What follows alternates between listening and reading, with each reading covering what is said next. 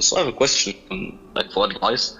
In school, I do a lot of one-on-one da'wah, and like I mostly talk to a lot of German atheists, and like up until now, 2 people have accepted Islam after giving da'wah, and it's inshallah correct to say that I'm really good at winning arguments against Western philosophy or against Western atheists who debate against religiosity or Islam.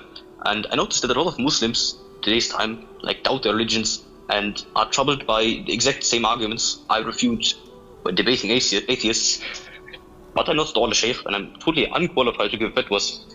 So in my position, would it be okay to like give counseling to people counseling to Muslims who doubt their religion, or not? No, it is not. This is not permissible at all, because one of the most important conditions for giving such counseling and advice is to have strong and solid knowledge of Islam.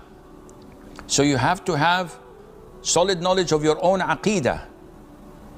And I've seen many people who are fascinated by such debates and talking to atheists or Christians, and they memorize a number of things from their books and scriptures, and they have trained over a set of rules and scenarios that they think they're fine and equipped, not knowing that Satan is setting them up.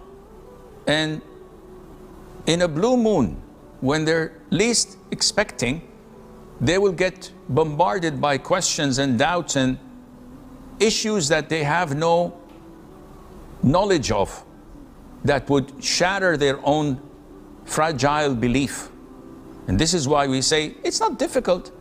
Just spend some time to study your own aqeedah, to practice your own religion, to be someone who walks the talk, not just someone who wins an argument or good at debating. This is not enough. You have to have Islam in your heart to be a real practicing Muslim through your deeds and what you say, with a strong foundation of aqeedah and sharia, and after that you can go ahead, inshallah.